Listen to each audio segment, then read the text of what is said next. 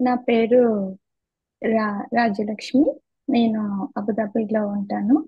ఆ నా నేను ఈ సత్సంగంలో జాయిన్ అవ్వటానికి మెయిన్ కారణం అంటే కనుక ఆ యొక్క సుకృతి నా యొక్క ఆ పిల్లల వల్ల దొరికింది నాకు. మా పిల్లల్ని ఇంతకు ముందు దుబాయ్లో ఉండేవాళ్ళని. ఆ సో నా పిల్లల్ని నేను రజనీ మాతాజీ దగ్గర శ్లోకాల కోసము పెట్టాను అనమాట, భగవద్గీత నేర్చుకోవటానికి. అలాగే రజనీ మాతాజీ పరిచయం అయ్యారు. ఆయన తద్వారా రేవతి మాతాజీ, ఆ ఆ తర్వాత మీ అందరి సత్సంగంలో నేను జాయిన్ అవ్వడం జరిగింది. నాకు ఈ కృప కలిగించినందుకు ఆ భగవంతునికి ధన్యవాదాలు. నాకు ఈ సేవ ఇచ్చినందుకు మీ అందరికీ కూడా నా ధన్యవాదాలు. ఆ కొంచెం నర్వస్ గా ఉంది. ఎలా చెప్తానో నాకు తెలియదు. ఆమ్, ఏవైనా తప్పులు ఉంటే, తప్పులు చేస్తే కనుక క్షమించండి మాతాజీ. కానీ ఏవైనా క్రెడిట్ అయితే కనుక రజనీ మాతాజీకి, రేవతి మాతాజీకే, వాళ్ళిద్దరికే దక్కుతుంది. ఇంకా మీ అందరి బ్లెస్సింగ్స్ తో ఈరోజు స్టార్ట్ చేస్తున్నాను. హరే కృష్ణ. ఓం నమో భగవతే వాసుదేవాయ. ఓం నమో భగవతే వాసుదేవాయ. ఓం నమో భగవతే వాసుదేవాయ. హరే కృష్ణ హరే కృష్ణ కృష్ణ కృష్ణ హరే హరే. హరే రామ హరే రామ రామ రామ హరే హరే. హరే కృష్ణ. ఈరోజు నేను చెప్పబోయే చాప్టర్ పేరు ఆ వరాహ భగవాన్ని హిరణ్యాక్షుని నడుమ యుద్ధము. ఆ మనకి ఈ చాప్టర్ చదువుతుంటే కనుక నాకు ఆ పాత సినిమా, పౌరాణిక సినిమాల్లో ఎలా అయితే ఆ ఆ ఫైట్లు అనేవి జరుగుతాయో, ఆ యుద్ధం అనేది జరుగుతుందో, అది బాగా కళ్ళకు కట్టినట్టు ఆ ఆ ఫీల్ అనేది వచ్చింది నాకు ఇది చదువుతున్నప్పుడు. ఆ ఎలా అయితే కెమెరా ఒక పర్సన్ చూపిస్తూ ఆ దాన్ని బాగా ఆయన ఒక డైలాగులు చెప్తా ఉంటారు, తర్వాత మళ్ళీ కెమెరా ఇంకో పర్సన్ కి మారుతుంది, ఆయన డైలాగులు చెప్తాడు, తిను గద విసురుతాడు, తను గద విసురుతాడు, అలా ఆ ఫైట్ అంతా అదొకటే కాకుండా ఇంకా థర్డ్ పర్సన్ చూసే మనిషి ఎలా ఉంటారో అలాగా. ఇలాగ ఏంటంటే మనకి ఆ స్పాట్ లైట్ అనేది హిరణ్యాక్షునికి, మళ్ళీ వరాహ భగవానికి, ఇంకా మధ్య మధ్యలో ఆ మన మైత్రేయుని యొక్క మాటలు, ఇవన్నీ సంభాషణలు అన్ని జరుగుతూ ఉంటాయి ఈ చాప్టర్ లో. చాలా ఇంట్రెస్టింగ్ ఉంది మాతాజీ. నేనైతే బాగా ఎంజాయ్ చేశాను. మీరు కూడా ఎంజాయ్ చేస్తారు ఆ, అని అని ఆశిస్తున్నాను.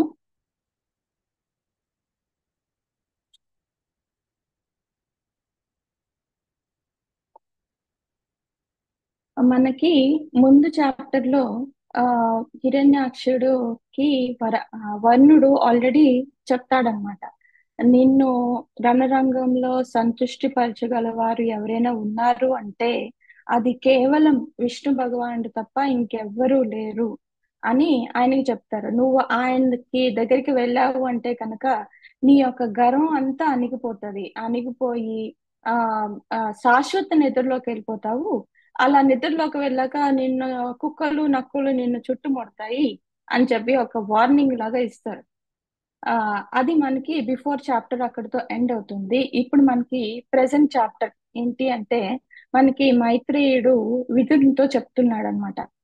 ఆ ఈ అహంకారి దుర్మార్గుడు ఆ ఆ అయిన ఈ దానవుడు ఎప్పుడైతే వరుణుడి ద్వారా ఆ ఆ చెప్పిన మాటలు ఏవి లక్ష్య పెట్టకుండా, ఎప్పుడైతే వరుణుడు చెప్తాడో నీకొక సమయోద్ధి ఉన్నాడు, ఆ యుద్ధానికి ఆ నీకు సరితూగేవాడు ఉన్నాడు అని చెప్తాడో, ఆ ఆ మాటలు విని ఆయన ఇచ్చిన వార్నింగ్స్ కూడా, అంటే నువ్వు కుక్కలకి నక్కలకి రాబందులకి అన్ని నువ్వు ఆహారం అవుతావని చెప్పినా కూడా వినిపించుకోకుండా కూడా నారదుని ద్వారా శ్రీహరి ఎక్కడున్నాడో తెలుసుకొని ఆయన కోసము సముద్ర గర్భంలోకి ప్రవేశిస్తారనమాట. ఇక్కడ ఆ దానవుడు ఆ మనకి ఇక్కడ ప్రభుపాద్ గారు చెప్తున్నారు అనమాట. ఈ దానవులు అనేవారు అల్పబుద్ధి కలవారు. వాళ్ళకి ఏంటంటే వాళ్ళు భగవంతుని నుంచి వాళ్ళు భగవంతుని జయింపలేరు అని తెలిసినా కూడా ఇంకా వాళ్ళు ఆ కుక్కలకి నక్కలకి రాబందులకి ఆహారంగా మారుతారని వర్ణుడు చెప్పినా కూడా ఆ మాటలన్నీ లక్ష్య పెట్టకుండా పక్కన పెట్టేసి ఆ యొక్క యుద్ధ కామం అంటే ఏదో ఉందో ఆ యొక్క యుద్ధం చెయ్యాలి, ఒక బలశాలి నాతో పాటు ఆ ప్రతిద్వంది ఒకడు దొరికాడు, ఒక యోధుడు ఉన్నాడు అని తెలియగానే కూడా వెంటనే వరుణుడు నారదుడి ద్వారా తెలుసుకొని ఆయన ఎక్కడున్నారో అక్కడికి వెంటనే ఇంకా ఎంత త్వరగా అంటే అంత త్వరగా సముద్ర గర్భంలోకి ఆయన కూడా ప్రవేశిస్తాడనమాట. అక్కడికి వెళ్ళేసరికి మనకి భగవంతుడు ఎలా ఉన్నాడు అంటే వరాహ భగవాని అవతారంలో అవతరించి ఉన్నాడు భగవంతుడు. ఆ ఆ ఆ స్వామిని చూసి ఆ స్వామి అక్కడ ఏం చేస్తున్నారంటే వరాహ భగవానుడు అక్కడ జలాంతర్ గర్భంలో ఉన్న భూమిని ఆ ధరణిని తన కోరల పైన పెట్టుకొని లేపుతూ కనిపిస్తున్న దృశ్యం కనిపిస్తుంది అనమాట ఆయనకి. అది చూసిన దానవుడు ఏం చేస్తాడంటే భగవంతుడిని చూసి నువ్వు ఒక ఉభయచర జంతువువి అని నవ్వుతాడనమాట. ఆ ఆ మనకి ఇక్కడ ఆ దానవులు ఏంటంటే కనుక భగవంతుని యొక్క అవతారాలు అనేవి వాళ్ళకి తెలియవు. అది మత్స్య అవతారము, కూర్మ అవతారం, వరాహ అవతారం, ఏ అవతారాల్లో వచ్చినా ఆ యొక్క ఆయన యొక్క అవతారాన్ని భౌతిక రూపంగానే చూసి ఆ జంతువుల్ని చూసి అపహాస్యం చేస్తారనమాట. ఇంకా దానవుడు అక్కడికి వచ్చాడు కదా, ఇంక మొదలు పెట్టాడు అనమాట తన ఇష్టం వచ్చినట్టు మాటలు మాట్లాడడం భగవంతుడిని. ఏమంటున్నాడంటే ఈ యొక్క ధరణి ఏదైతే ఉందో ఇది ఈ అధోలోక వాసులైన మాది, ఈ ధరణి మాది. నా నుండి నువ్వు ఏం తప్పించుకొని దీన్ని నా సన్నిధి నుంచి నువ్వు దాన్ని తీసుకువెళ్ళలేవు. ఓ మూర్ఖుడా, నిన్ను మమ్మ మమ్మల్ని వధించి నువ్వు ఏంటంటే మా శత్రువుల చేత నువ్వు పోషించబడ్డావు. మా శత్రువులు నిన్ను పోషిస్తున్నారు నువ్వు మమ్మల్ని చంపడానికి. నువ్వు కనబడకుండా మా యొక్క దానవులు ఎంతో మందిని నువ్వు వధించావు. నీ శక్తి కేవలం ఒక యోగ బలమే అంతే. సో నిన్ను వధించి మా బంధువులందరికీ ఒక ఉల్లాసం అనేది కల్పిస్తాను అని చెప్పి అంటాడనమాట. ఇలా పరుషమైన మాటలు ఎన్నో మాట్లాడుతూ ఉంటాడు భగవంతుని. ఇక్కడ ఈ మనకి బయటికి అర్థమయ్యే ఈ పరుషమైన మాటల వెనకాతల అంతర్గత అర్థం అనేది ఏంటుందో మనకి ఆ శ్రీ శ్రీధర స్వామి ఆ మన ఆచార్యులు దాన్ని మనకి ఎక్స్ప్లెయిన్ చేస్తారు. ఈ శ్లోకాల్లో కొన్ని కొన్ని వర్డ్స్ కి అంతర్గత అర్థం అనేది ఉంది. ఆ అర్థం ఏంటంటే ఇక్కడ దానవుడు వనగోచర అనే పదాన్ని వాడతాడు. వనగోచర అంటే వనమునందు వసించేవాడు అని అర్థం. కానీ దానికి వేరే అర్థం ఉంది. అది ఏంటంటే జల జలమియందు శయనించేవాడు అని. విష్ణు భగవానుడు ఎక్కడ ఉంటాడు? విష్ణు భగవానుడు జలాశయుడు కనుక ఆయన్ని అలా కూడా సంబోధించవచ్చు అనమాట. నెక్స్ట్ మృగ. మృగ అంటే మామూలుగా అయితే మృగం అనే అర్థం. కానీ అది ఏంటి అంతర్గత అర్థం ఏంటి అంటే కనుక మహర్షులచే, సాధువులచే, యోగులచే అతను వాంఛనీయుడు అని అర్థం. నెక్స్ట్ ఆజ్ఞ. ఆజ్ఞ అంటే జ్ఞానము. సో భగవంతునికి ఆ తెలియని జ్ఞానం అంటూ లేదు. అలాంటివన్నీ తను మూర్ఖుడు అని యాక్చువల్ గా మీనింగ్ వచ్చేలాగా మాట్లాడతారు. కానీ అంతర్గత అర్థం ఏంటంటే భగవంతుని తెలియని జ్ఞానం అనేది లేదు. నెక్స్ట్ సురాధమ. సుర అంటే దేవతలు, అధమ అంటే సమస్తమునకు ప్రభువు. కనుక ఇక్కడ సమస్త దేవతలకు ప్రభు ఎవరు అంటే అది భగవంతుడు. ఆయనే దేవోత్తముడు. ఇంకా నా సన్నిధి అనేది నేను ఉన్నప్పటికీ కూడా నువ్వు ఈ ధరణిని తీసుకెళ్ళబోయే సమర్థుడు ఎవడైనా ఉన్నారు అంటే అది నీ ఒక్కడవే అని దాని అర్థం అనమాట. నా స్వస్తి యస్యసి అంటే కరుణతో నువ్వు ధరిత్రిని నా నుండి తీసుకొని పోవడం వల్ల మాకు శుభం కలుగుతుంది. శుభం ఎందుకు కలుగుతుంది అంటే రాక్షసుని చేతిలో ఆ భూమి చిక్కి బాధపడకుండా మళ్ళీ భగవంతుని చేత దాన్ని రక్షించటానికి వచ్చి వీళ్ళందరినీ శిక్షించబడకుండా ఇంకా తమది కాని వస్తువు ఏది తమ దగ్గర ఉండకూడదు అనే భావనతో.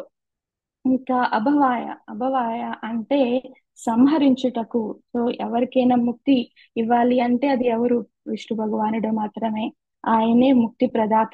ఇంకా శుచ అంటే క్లేశములు, భౌతిక అస్తిత్వపు క్లేశాలన్నిటినీ భగవంతుని ద్వారాయే నశింపబడతాయి. ఇంకెవరి ద్వారా అది కాదు. ఇంకా హిరణ్యాక్షుడు ఏమంటున్నాడంటే, నీది ఒక్క యోగ శక్తి మాత్రమే అది. సో నువ్వు ఎప్పుడు ఈ దేవతల పక్షం వహించి ఎప్పుడూ కూడా మా జాతిని నీకు నువ్వు ఒక గొప్ప అపకారమే చేస్తున్నావు. ఎప్పుడు మాకు నువ్వు ఆ దేవతలతో కూడి కనబడకుండా ఎంతో మంది మా బంధువులందరినీ నువ్వు వధించావు. సో ఇక నిన్ను నేను ఇంక విడవను. నిన్ను వధించి ఆ మాయ నుండి మా బంధువుల్ని రక్షిస్తాను అని చెప్తున్నాడనమాట హిరణ్యాక్షకుడు. సో ఇంకా ఏమంటున్నాడంటే హిరణ్యాక్షుడు, నేను విసిరిన గద చేత నీ శిరస్సు మొత్తం చూర్ణమైపోయి నువ్వు మరణించినప్పుడు ఎవరైతే నిన్ను భక్తితో కొలుస్తున్నారో, అన్ని కానుకలు అర్పిస్తున్నారో నీకు, ఆ యొక్క దేవతలు ఋషులు అందరూ వేళ్ళతో వేళ్ళ తో పెగిలిపోయినట్టు వృక్షం లాగా నశించిపోతారు.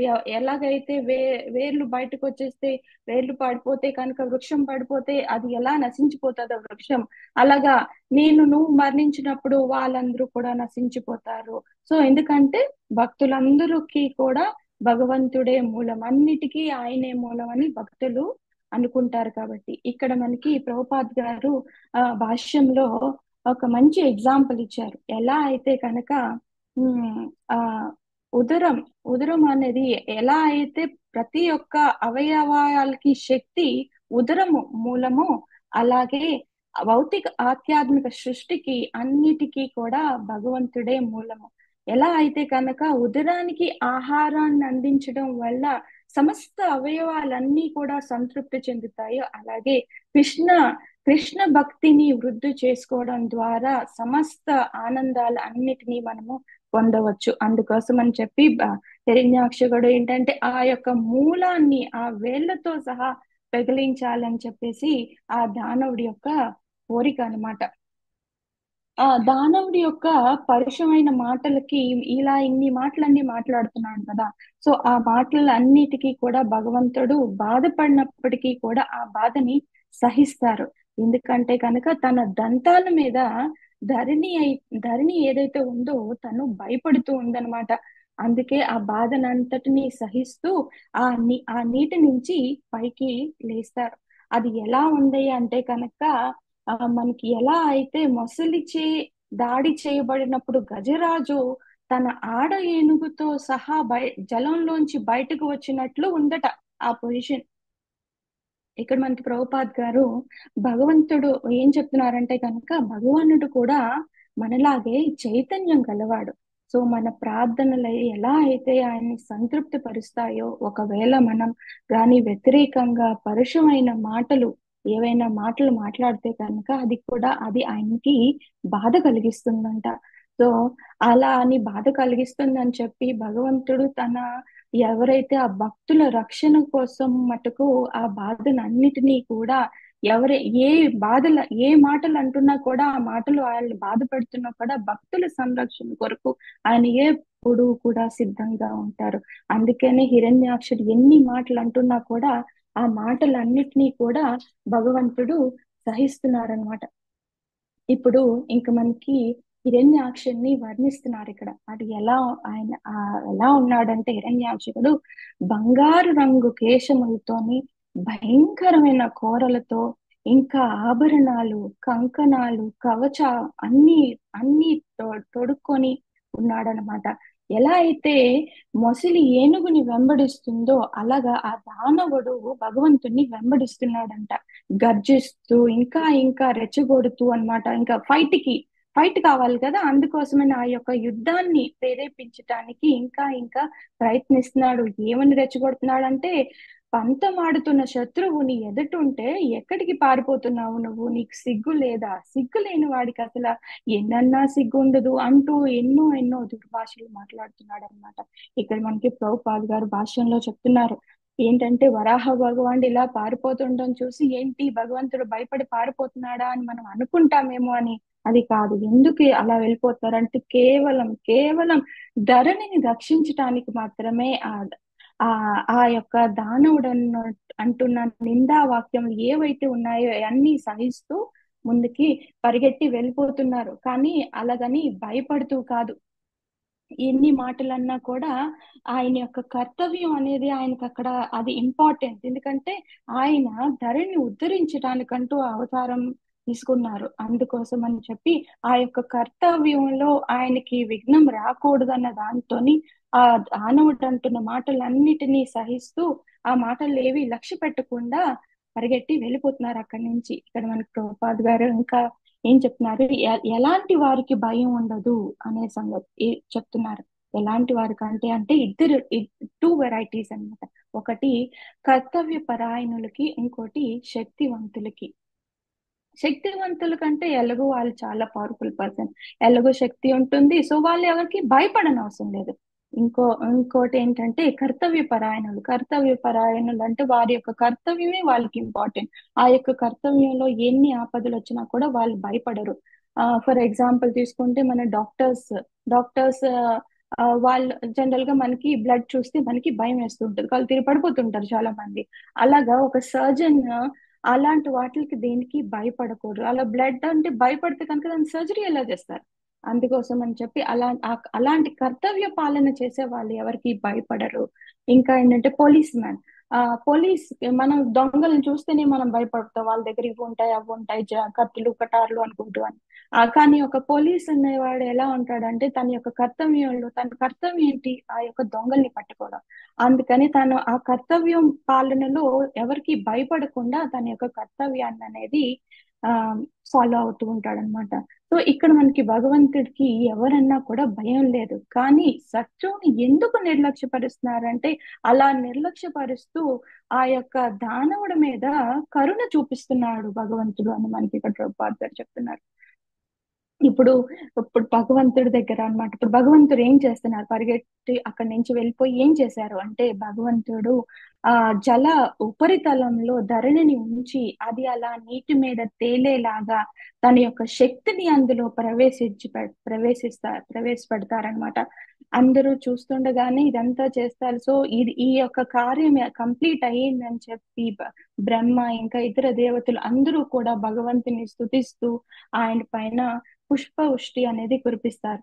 ఇక్కడ మనకి ఈ ప్రభుపాద్ గారి భాష్యంలో ధరణిని ఇలా నీటి పైన తేలేలా పెట్టడం, దీన్ని చూసి దానవులకి ఆ యొక్క ప్రాసెస్ అనేది అర్థం కాదు. అది ఎలా ఉంది, దాని మీద నీటి మీద ఎలా నించుంది, అంత పెద్ద భూమి, ధరణి అంత బరువుది కదా, నీళ్ళ మీద ఎలా తేలుతుంది అని అనుకుంటారు. కానీ భక్తులకి అదేం పెద్ద విషయం అనిపించదు. ఎందుకంటే భక్తులకి భగవంతుని మీద పూర్తి నమ్మకం ఉంది. భక్తులందరికీ తెలుసు భగవంతుడు ఏమైనా చేయగలరు, ఇది అసలు ఏమీ కాదు ఆయనకి అనే దాంట్లో. కాబట్టి ఎందుకంటే మనం అంతరిక్షం చూసుకుంటూ, అంతరిక్షంలో భూమి ఉంటది, భూమి చుట్టూ ఎన్నో గ్రహాలు తిరుగుతూ ఉంటాయి. అవన్నీ ఆ కక్షలోనే తిరుగుతూ ఉంటాయి. కానీ మన సైంటిస్టులు ఏమంటారు అంటే కనుక దానికి మెయిన్ రీజన్ గ్రావిటేషనల్ ఫోర్స్, గురుత్వాకర్షణ శక్తి వల్ల ఆ గ్రహాలన్నీ భూమి చుట్టూ తిరుగుతున్నాయి అని అంటారు. కానీ దీని అంతటికి మెయిన్ కారణం ఏది అంటే కనుక భగవంతుని యొక్క శక్తి. ఆ శక్తి అన్ని అన్ని ఆయన ఆధీనంలో ఉంటాయి కాబట్టి అవన్నీ ఆ చక్కగా నడుస్తున్నాయి. అవన్నీ క్రమంలో ఉన్నాయి. మనకి భగవద్గీతలో చెప్పినట్టు భౌతిక లేక ప్రకృతి నియమాల వెనుక సమస్త లోకాల వృత్తి, పోషణ, ఉత్పత్తి, మార్పుల సమస్త వెనకాల అంతా భగవంతుని యొక్క నిర్దేశమే ఉంది. అంతకు మించి ఇంకేదీ లేదు. ఈ అన్ని బ్రహ్మ ఇతర దేవతలు అందరికీ తెలుసు కాబట్టి ఆ యొక్క అసాధారణ శక్తి ఏంటో భగవంతునిది వాళ్ళకి తెలుసు కాబట్టి ఆయన్ని స్తుతిస్తూ పూల వృష్టి కురిపించారనమాట. ఇది భగవంతుడు ఇప్పుడు వరకు ఇంకా ఆ కార్యం అనేది అయిపోయింది, ఆయన వచ్చిన పని అయింది, అంటే హాఫ్ పని అయింది. సో అది అది అయిన తర్వాత ఇప్పుడు ఇంకా రియాక్ట్ అవ్వడం మొదలు పెట్టారనమాట. ఆయన ఒక కోపాన్ని ప్రదర్శిస్తున్నారు. ఎందుకంటే ఇన్ని మాటలు అన్నాడు కదా దానవుడు, సో మరి ఎవరికైనా కోపం వస్తుంది కదా. సో ఆ కోపాన్ని ఇప్పటి వరకు చూపించలేదు, ఎందుకంటే ధరణి భయపడుతుంది కాబట్టి. ఇప్పుడు ఇంకా ధరణి చక్క ఒక సేఫ్ ప్లేస్ లో ఉంది కాబట్టి ఇప్పుడు ఇంకా ఆయన కోపాన్ని చూపించడం మొదలు పెట్టారు. ఈ ప్రభుపాద్ గారి భాష్యంలో మనకి ఎందుకు ఇలాగా ఆ అనేది మనకి చెప్తున్నారు అనమాట. భగవంతుడు దానవుణ్ణి వెంటనే దండించగలడు, కానీ ఎందుకు చేయలేదు అంటే దానికి రెండు కారణాలు. ఒకటి, కేవలం దేవతలకి ఒక ఆశ్వాసన ఇవ్వటానికి అన్నమాట. భక్తులకు దేవతలు అలా భగవంతుని యొక్క భక్తులు కాబట్టి నేనున్నాను మీకు ఎప్పుడు, దానవులను చూసి మీరు అస్సలు భయపడిన అవసరం లేదు, నేను మీ రక్షణ కొరకు నేనున్నాను, మీరు ఏమీ భయపడనక్కర్లేదు అని ఒక ఆశ్వాసన కలిగించటానికి దేవతలకి, ఇంకా ధరణి ఏదైతే ఉందో దాన్ని ఉద్ధరించటానికి, ఆ జలాంత గర్భం నుంచి బయటకు తీసుకురావటానికి, ఈ రెండు యొక్క కారణాల వల్ల భగవంతుడు దానవుడు ఎన్ని మాటలు అంటున్నా కూడా అవన్నీ సహించి వాటిని ఏమీ లక్ష్య పెట్టలేదన్నమాట. కానీ ఇప్పుడు ఇంకా ఆ కోపాన్ని చూపిస్తూ రియాక్ట్ అవుతున్నారన్నమాట. అంత కోపంలో కూడా, ఇంకా ఆ కోపంలో కూడా ఆయన ఒక చిరునవ్వు నవ్వుతూ జవాబిస్తున్నారు అని చెప్పి ఆచార్యులు చెప్తున్నారనమాట. ఆ యొక్క చిరునవ్వు ఎందుకు అంటే కనుక, ఆ హిరణ్యాక్షుని యొక్క పరుష వాక్యాల్లోని ఒక అంతర్గత అర్థం అంటే ఏముందో, ఆయన యొక్క ప్రేయర్స్ ఏవైతే ఉన్నాయో అవన్నీ భగవంతుడు అర్థం చేసుకున్నారు కాబట్టి ఆ చిరునవ్వు నవ్వుతున్నారు భగవంతుడు అని చెప్పి ఆచార్యులు చెప్తున్నారు మనకి. ఇంకా ఇప్పుడు ఇంకా భగవంతుడు జవాబు చెప్తున్నాడు. ఏమని చెప్తున్నాడు అంటే కనుక, అవును, నేను వన వనమునందు తిరిగేవాడినే, మృగాన్నే, నీ వంటి వేట కుక్కల కోసం అన్వేషిస్తున్నాను. నీ నెత్తి మీద మృత్యుదేవత కూర్చుని ఉంది కాబట్టి నువ్వు ఈ దుర్భాషలన్నీ మాట్లాడుతున్నావు. ఎవరికైతే మృత్యుదేవత అంటే భయం ఉండదో అలాంటి వాళ్ళు నీ యొక్క పలుకులకి ఏం భయపడరు. సో నేనేం భయపడట్లేదు అని చెప్తున్నాడు సమాధానం భగవంతుడు. ఇక్కడ మనకి ప్రభుపాద వారు రెండు రకాల వాళ్ళ గురించి చెప్తున్నారనమాట. వారెవరు అంటే దానవులు, నాస్తికులు. ఆ వీరు భగవంతుణ్ణి అవమానిస్తూ తాము జన్మమిచ్చు వలల్లో ఉన్నాము, చిక్కుకున్నాము అనే సంగతి వాళ్ళు మర్చిపోతారనమాట. వాళ్ళకి అది తెలియదు. సో దేవదేవుని యొక్క అస్తిత్వాన్ని ఎప్పుడూ నిరాకరిస్తూ, ప్రకృతి నియమాన్ని ఉల్లంఘిస్తూ, ఎప్పుడూ నిందిస్తూ, తద్వారా వాళ్ళు ఈ జన్మ మృత్యు నుండి బయటపడవచ్చు అని వాళ్ళు అనుకుంటారు. కానీ కేవలం భగవంతుని యొక్క దివ్య స్వభావాన్ని అర్థం చేసుకోవడం ద్వారానే భగవంతుని యొక్క దివ్య ధామాన్ని మనం చేరుకోవచ్చు అని వాళ్ళు తెలుసుకోరు. అవి ఏమి తెలుసుకోరు కాబట్టి ఆ భగవంతుని స్వభావాన్ని తెలుసుకోవడానికి ప్రయత్నించరు. కనుక వాళ్ళు ఈ జన్మ మృత్యు దాంట్లోనే ఎప్పుడూ చిక్కుకొని తిరుగుతా ఇక్కడైతే తిరుగుతా ఉంటారు వాళ్ళు. ఇంకా భగవంతుడు ఏం చెప్తున్నాడంటే కనుక, ఆ అవును, నేను సిగ్గులేని వాడిని, నీ యొక్క సొత్తును ఏదైతే ఉందో అది నేను తీసుకెళ్ళిపోతున్నాను. సో నీ యొక్క గద చేత కొట్టి తరుముచున్నప్పటికీ కూడా నేను ఈ జలంలోనే ఉన్నాను. ఆ ఎందుకంటే నువ్వు చాలా బలవంతుడైన కదా, బలవంతుడైన శత్రువుతో యుద్ధం చేయకుండా నేను ఎక్కడికని వెళ్ళిపోగలను అని అంటున్నాడు భగవంతుడు. ఇంకా ఏమంటున్నాడంటే, నీకు చాలా పెద్ద సైన్యం ఉంది కదా, దానికి నువ్వు అధిపతివి కూడా, సో నువ్వు నన్ను జయించటానికి ప్రయత్నించు అని అంటున్నాడు. సో ఎందుకు ఈ మూర్ఖ ప్రసంగాలన్నీ మాట్లాడుతున్నావు? ఇట్లన్నిటినీ పక్కన పెట్టేసి నువ్వు నన్ను వధించి నీ యొక్క బంధువుల యొక్క అస్త్రువులు ఏటైతే ఉన్నాయో అవి తుడు. ఎందుకంటే నువ్వు ఆల్రెడీ చాలా ప్రతిజ్ఞలు చేసి ఉండుంటావు కదా, నన్ను చంపుతాను, నన్ను వధిస్తాను అని చెప్పేసి. అందుకు నువ్వు ఎంతో ప్రతిజ్ఞ చేసి వచ్చావు. నువ్వు కానీ ఆ ప్రతిజ్ఞ నిలుపుకోకపోతే కనుక సభలో నీకు అర్హత ఉండదు. అందుకోసమే నేను ఇక్కడే ఉంటాను అని చెప్పి జవాబిస్తున్నారు. ఇందాక మనకి దానవుడు అన్న మాటలకి అంతర్గత అర్థం ఆచార్యులు వివరించారు కదా, అలాగే ఇక్కడ మనకి భగవంతుడి యొక్క జవాబులో కూడా మనకి అంతర్గత అర్థాన్ని మనకి వివరిస్తారు. అది ఏంటి అంటే కనుక, ఆయన వనగోచరు అన్నారు. వనగోచరు అంటే నేను వనగోచరుని అని ఒప్పుకున్నారు కదా, అది ఏంటి ఎందుకు అన్నారంటే కనుక, వనంలో ఉండే యోగులకి మునులకి దర్శనం ఇవ్వటానికి నేను వనంలో ఉన్నాను అని దాని అర్థం అనమాట. అదొకటే కాకుండా ఆయన్ని నేను మృగాన్ని అని అన్నారు, ఒప్పుకున్నారు కదా ఆయన. దానికి అర్థం ఏంటంటే, అవును, భౌతిక ఆనందం కోసం ఎవరైతే తిరిగే నీలాంటి కుక్కలు, గ్రామ సింహాల్ని నశింప చేయటానికి నేనున్నాను, మీకు శిక్షించటానికి నేనున్నాను అని చెప్తున్నారు భగవంతుడు. ఇంకా ఇంకా ఏం చెప్తున్నారంటే కనుక భగవంతుడు, ఆ, ప్రభుపాద్ గారు ఏం చెప్తున్నారంటే భగవంతుని గురించి, ఆయన నేను ఎక్కడికి వెళ్ళట్లేదు ఇక్కడే ఉన్నాను, నేను ఎక్కడికి వెళ్ళిపోగలను అన్నారు కదా. అది దాని అర్థం ఏంటి అంటే కనుక భగవంతుడు సర్వవ్యాపి. ఆయన అన్ని దగ్గర ఆయనే ఉన్నారు. సో ఆయన్ని తరిమి కొట్టాలి అని దానవుడు అనుకుంటున్నాడు. ఎక్కడికని తరిమి కొట్టగలడు? ఎక్కడికి వెళ్ళినా కూడా భగవంతుడు అక్కడ ఉంటాడు. సో అందుకని ఆయన్ని తరిమి కొట్టలేరని చెప్పి దానవులు తెలుసుకోలేరు. దానవులు ఏంటంటే తనకున్నవన్నీ వాళ్ళవే అనుకుంటున్నారు. అందుకే ఆ ధరణి కూడా మాదే మాదే అని చెప్పి వాళ్ళు అంటున్నారు. కానీ వాస్తవానికి ఏంటంటే సమస్తం అంతా భగవంతునికి చెందినది అనమాట. ఆయన ప్రభుపాద్ గారు ఈ ఈ ఈ దాంట్లో భాగవత కమ్యూనిజం గురించి చెప్పారనమాట. భాగవత కమ్యూనిజం అంటే భక్తులు ఏమంటారంటే దీని గురించి ప్రతి ఒక్కరు అందరూ భగవంతునికి చెందిన వారే అని చెప్తున్నారు ప్రభుపాద్ గారు.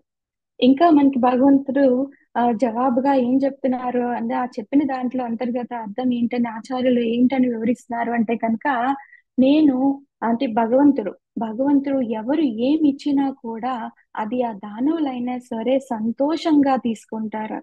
అది అది అది ఏది అవ్వని సరే అది అంతా సంతోషంగా ఆయన తీసుకుంటాడు. సో నీతో యుద్ధము తప్పకుండా చేస్తాను అని భగవంతుడు చెప్తున్నారు. ఎందుకంటే ఆ యుద్ధం చేయడం వల్ల కలిగే ఆనందాన్ని ఆయన పొందటానికి అన్నమాట. ఇది మెయిన్ ఈ యొక్క హిరణ్యాక్షుని యొక్క ఆ దానవ రూపం. ఆయన మనకందరికీ తెలుసు. ఆ ఆ ఆయన యొక్క శాపం తీసుకోవడము, 3 జన్మలు జయ విజయులు శాపం తీసుకోవడము, మూడు జన్మలుగాన మళ్ళీ ఆ భగవంతుడే వచ్చి ఆయన వాళ్ళని హతం చేయడము, ముక్తిని ప్రసాదించడము, మళ్ళీ తిరిగి వెనక్కి వైకుంఠానికి వెళ్ళిపోవడం అనేది వాళ్ళు కోరుకున్నది అదనమాట. అందుకంటే ఈ జన్మకి కారణమే, హిరణ్యాక్షుని యొక్క జన్మకి కారణమే అదే. ఏంటి అంటే కనుక భగవంతునికి ఆ యొక్క యుద్ధం యొక్క అనుభూతిని కలిగించి ఆనందాన్ని ఇవ్వటానికి హిరణ్యాక్షుడు ఎంతో ప్రేమతో భక్తితో ఈ యొక్క దానవ రూపాన్ని అనేది గ్రహించాడనమాట. అందుకనే ఆ యొక్క యుద్ధ అనుభూతి భగవంతునికి ఇవ్వటానికి ఆ రూపం అనేది తను తీసుకున్నాడు. కాబట్టి తన యొక్క ప్రతిజ్ఞని నిలుపుకోలేకపోతే కనుక, తలెత్తుకోలేడు కనుక, నీ నీవు అలా కాకుండా భగవంతుడు అంటున్నాడు, నేను ఇక్కడే ఉంటాను, నీ యొక్క ప్రతిజ్ఞ పాలన అయ్యేలాగా నేను ఇక్కడే ఉండి నీతో యుద్ధం చేసి ఇంకా నీ యొక్క మాట నిలుపుకునేలాగా చేస్తాను. తద్వారా నాకు ఆనందం కలుగుతుంది ఆ యొక్క యుద్ధంలో.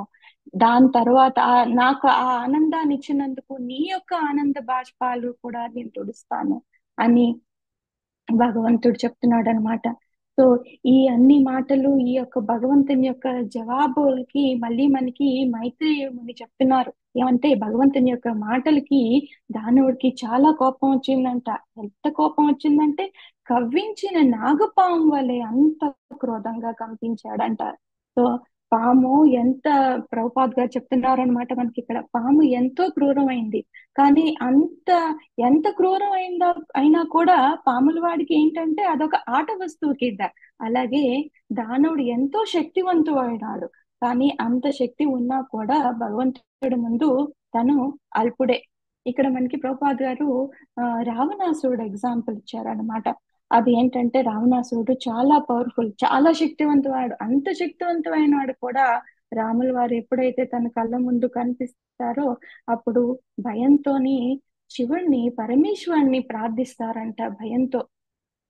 కానీ ఆ ప్రార్థనలేవి పాపం ఫలితం దక్కలేదు రావణాసురుడికి. ఎందుకంటే ఆయన యొక్క మరణం మొదటే నిర్ణీతపడి ఉంది కదా రాముల వారి చేతిలో. అందుకోసమని సో ఇక్కడ మనకి మళ్ళీ మన దానవుడు కోపంతో, చాలా కోపంతో ఏంటంటే బుసు కొడుతూ, ఎందుకంటే ఇన్ని మాటలు తిరిగి జవాబు చెప్పారు కదా దానవుడు అనేవాడు, అలాంటి జవాబులు తీసుకోవడానికి వాడు మనసు అంగీకరించదు కదా. అందుకని వెంటనే భగవంతుడి పైన తన గదతో ప్రహారం చేశాడు అనమాట. ఇక్కడ మనకి ఆ ప్రహారాన్ని భగవంతుడు చాలా ఆ యొక్క గదాఘాతాన్ని చాలా మంచిగా తన యొక్క ఆ యుద్ధ కౌశలతో తను తప్పించుకుంటారు. ఎలా తప్పించుకున్నారు అంటే కనుక యోగులు ఎలా అయితే మృత్యువుని తప్పించుకుంటారో అలా తప్పించుకున్నారట భగవంతుడు. ఇక్కడ మనకి ఇదేంటి యోగులు మృత్యు తప్పించుకోవడం ఏంటి అని అనుకుంటారేమో అని ప్రభుపాద్ గారు మనకి చెప్తున్నారు.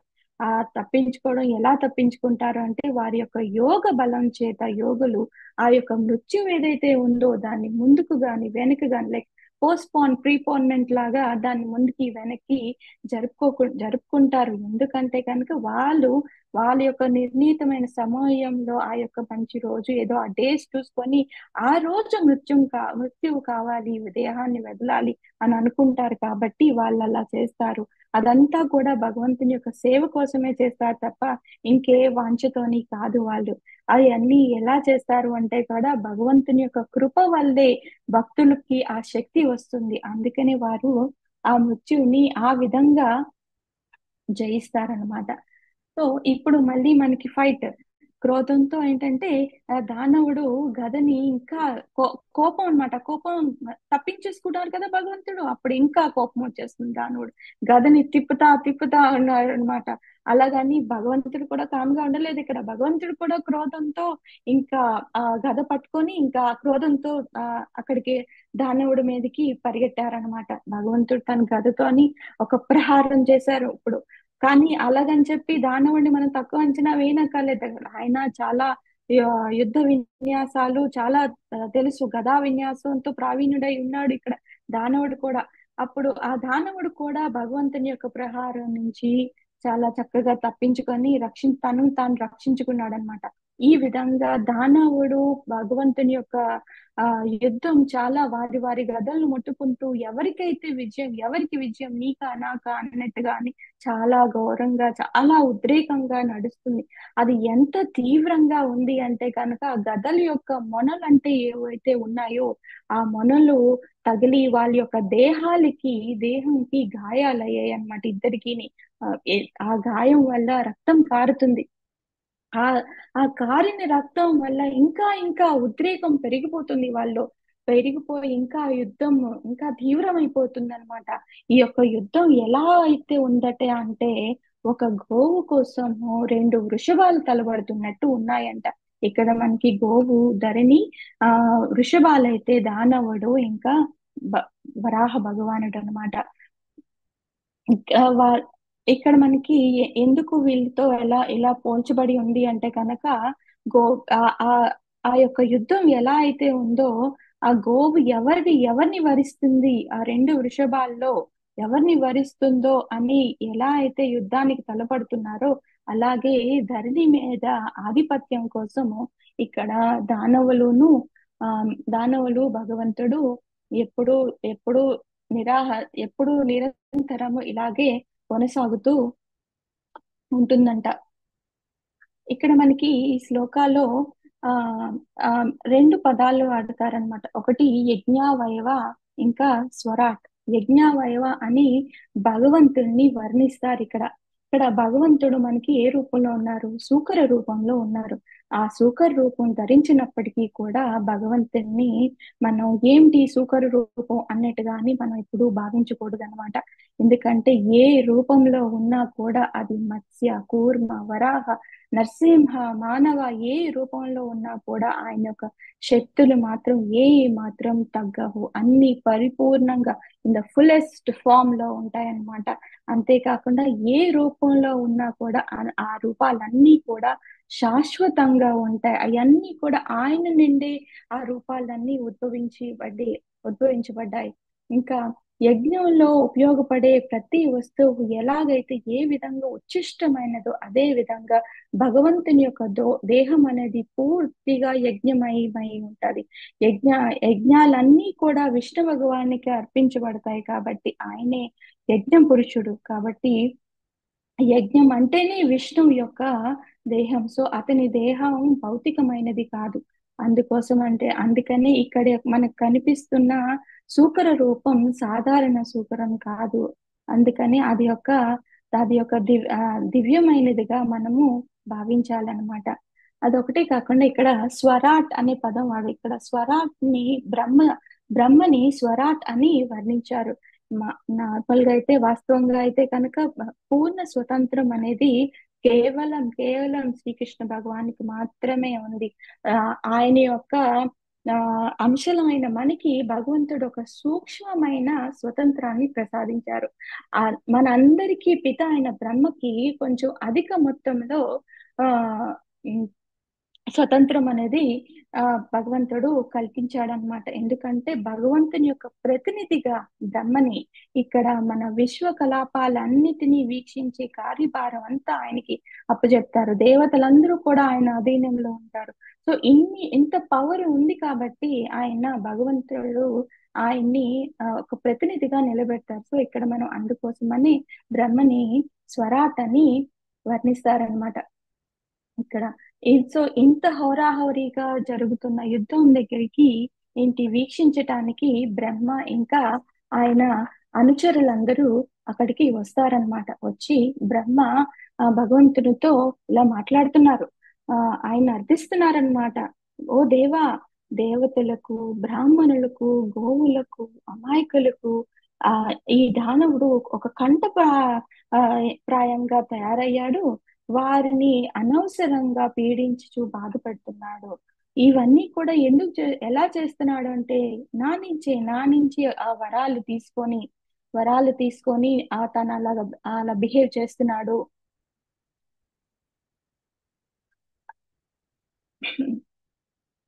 సో ఆ యొక్క శక్తులతో ఆ తన యొక్క సమవృద్ధి అయిన విరోధి కోసం విశ్వం అంతా వెతుకుతూ ఇక్కడ నీ దగ్గరికి వచ్చాడు అని చెప్తున్నాడు బ్రహ్మ. ఇక్కడ మనకి ప్రభుపాద్ గారి భాష్యంలో జీవులు రెండు రకాలు అని చెప్పి వాళ్ళిద్దరి గురించి చెప్తున్నారనమాట. వాళ్ళు ఎవరు అంటే కనుక సురులు, అసురులు. సురులు అనేది వారు ఎవరు అంటే దేవదేవుని యొక్క భక్తులు. వారు ఎలా ఉంటారు అంటే కనుక వాళ్ళు ఇంద్రియ ప్రీతి కోసము వాళ్ళు అసలు ఏమి కోరుకోరు. ఈవెన్ ముక్తి ఇచ్చినా కూడా మాకు ఇది వద్దు అని చెప్పి నిరాకరిస్తారనమాట. కేవలం వారికి కావలసింది ఏంటి అంటే కృష్ణ భగవాన్ యొక్క దివ్యమగు ప్రేమయుత సేవ ఒక్కటే. దానిలోనే వాళ్ళకి సంతృప్తి అనేది ఉంది, ఆనందం అనేది ఉంది. ఇంకోరు ఎవరు అంటే అసురులు. అసురులు ఎవరు అంటే దానవులు. ఈ దానవులు అనే వారు ఎలా ఉంటారంటే వీరు అన్య దేవత అర్చన చేస్తారు. ఆ చేసి తద్వారా శక్తిని పొంది వాళ్ళ యొక్క ఇంద్రియ ప్రీతి కోసం ఆ శక్తిని పొందుతారనమాట. ఆ యొక్క శక్తిని పొంది వాళ్ళు ఏం చేస్తారంటే బ్రాహ్మణులకి, దేవతలకి, అందరికీ కష్టం పెడుతూ ఉంటారు. అదొకటే కాదు, దేవతల యొక్క శక్తిని తీసుకొని తిరిగి వాళ్ళనే కష్టపెడుతూ ఉంటారు. ఇక్కడ ప్రభుపాద్ గారు భస్మాసుర యొక్క ఎగ్జాంపుల్ ఇచ్చారనమాట. భస్మాసురుడు ఎలాగైతే శివుణ్ణి శివుడు మెప్పించటానికి తపస్సు చేసి ఆ ఆ వరాలు కోరుకుంటాడు. వరాలు ఏమని కోరుకున్నాడు శివుడు? శివుడు ఏంటంటే బోలాశంకరుడు కాబట్టి తను ఏమడిగినా ఇచ్చేస్తాను అన్నట్టుగాని ఇచ్చేస్తారు. అయితే ఏమంటాడు, ఎవరి తల మీద చెయ్యి వేస్తే కనుక ఆ భస్మం అయిపోవాలి అని భస్మాసురుడు కోరుకుంటాడు. సో అది తీసుకున్న తర్వాత భస్మాసురుడు ఏం చేస్తాడు, సరే నీ మీదే ట్రై చేస్తాను అనుకుంటూ శివుడి నెత్తి మీద చేయి పెట్టడానికి ట్రై చేస్తూ ఉంటాడు అనమాట. అప్పుడు ఇంకా శివుడు మళ్ళీ ఆ రక్షణ కోసం విష్ణు దగ్గరికి వెళ్తే విష్ణు మోహిని అవతారంలో సంరక్షిస్తారు శివుడిని. తన నెత్తి మీద తన మీద చెయ్యి వేసేకునేలాగా చేసి ఆ స్టోరీ మనందరికీ తెలిసిందే. సో అలా ఉంటుందన్నమాట దానవుల యొక్క నేచర్, ఆ యొక్క పద్ధతి అనేది ఎలా ఉంటుందో ఆ ఆ చెప్తున్నారు మనకి ఇక్కడ. ఆ వాళ్ళకి ఏంటంటే వాళ్ళకి కృతజ్ఞతా భావం అనేది ఉండదు. వాళ్ళకి ఇచ్చిన వరాలని సరిగ్గా వాడుకోవడం వాళ్ళకి తెలియదు అనమాట. తెలియదు అంటే తెలియక కాదు, కావాలని వాళ్ళు వాడుకోరు అలాగా. సో అందుకని ఇక్కడ మనకి బ్రహ్మ మళ్ళీ మళ్ళీ చెప్తున్నారనమాట. ఆ ఆ దురహంకారి అహంకారి అయిన దుర్మార్గుడైన అహంకారి అయిన దానవుడు సర్పం వంటి వాడు. సో నువ్వు ఈ ఆటలన్నీ ఆడకు, ఆ వాడితోని వెంటనే వాడిని చంపేసేయి అని చెప్పి చెప్తున్నారు. సో ప్రభుపాద్ గారు మనకి ఇక్కడ భాష్యంలో ఏం చెప్తున్నారంటే పాము చనిపోయినప్పుడు ఎవరికి దుఃఖం అనేది ఉండదు. ఎలా అయితే చిన్న పిల్లవాడికి ఒక చిన్న పాము పిల్లని పట్టుకొని చంపటానికి డైరెక్ట్ గా చంపగలడు, కానీ చంపకుండా తోక పట్టుకొని కాసేపు ఆడుతూ ఆడుతూ ఆ తర్వాత ఎప్పుడుకో చంపుతాడు. అలాగా భగవంతుడు కూడా ఏంటంటే తనకున్న శక్తికి ఈజీగా సునాయాసంగా తన్ని సంహరించగలడు. కానీ కూడా ఈ క్రీడ అంతా ఆడుతున్నాడు అనమాట భగవంతుడు దానవుడితో. సో అందుకనే ఆ బ్రహ్మ ఆయన్నికి అర్థిస్తున్నారు అనమాట. ఈ ఈ యొక్క దానవుడు సర్పం కన్నా దుర్మార్గుడు. సో నువ్వు ఈ క్రీడలన్నీ ఆపేసే, ఇంకా ఆలస్యం చేయకుండా దానవుణ్ణి సంహరించు. ఎందుకంటే సాయంత్రం కావస్తుంది, అసురు వేళ దగ్గరికి వస్తు అసురులకి పవర్స్ ఎక్కువైపోతాయి. సో నీకు తెలియందే ఉంది, నీకు అంతా తెలుసు.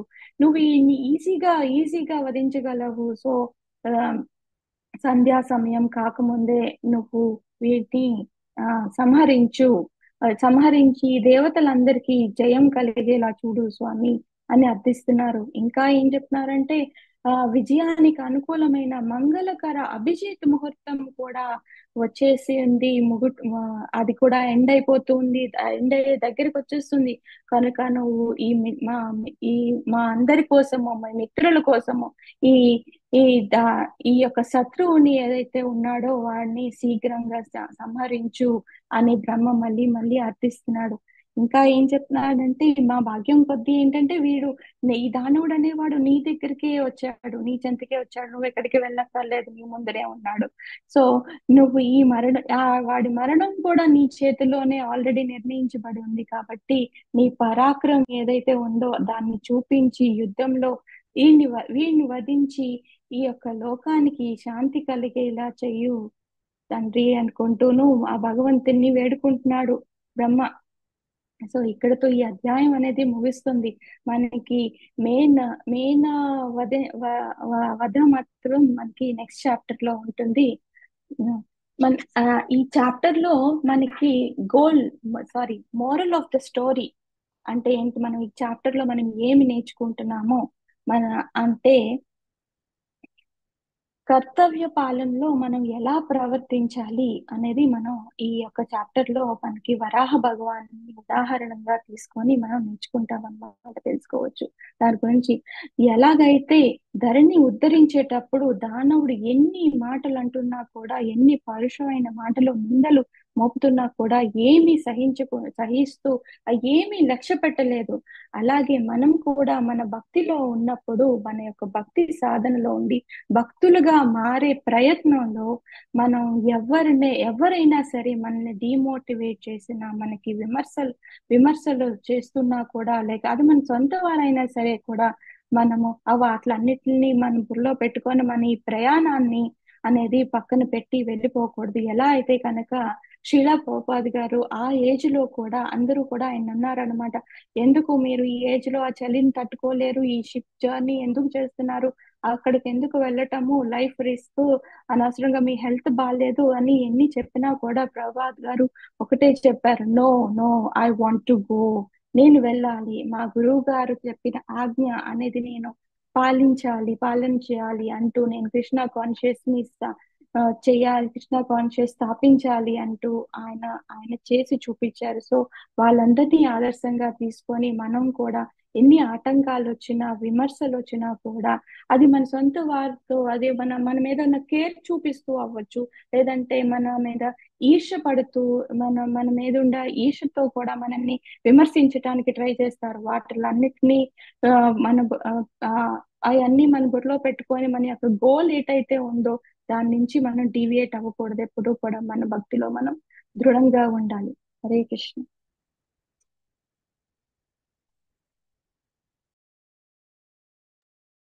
థ్యాంక్ యూ మాతాజీ. హరే కృష్ణ మాతాజీ, చాలా బాగా చెప్పారు మాతాజీ. హరే కృష్ణ. థ్యాంక్ యూ మాతాజీ. మాతాజీ, మీ వాయిస్ చాలా బాగుంది మాతాజీ, చాలా బాగా చెప్పారు. థ్యాంక్ యూ మాతాజీ. మాటలు రావటం లేదు, కథ మంచిగా నడిచిపోయింది, అసలు ఎక్కడ ఏ అడ్డంకి లేకుండా సెలయేరు ప్రవాహం. చాలా చాలా బాగుందమ్మా.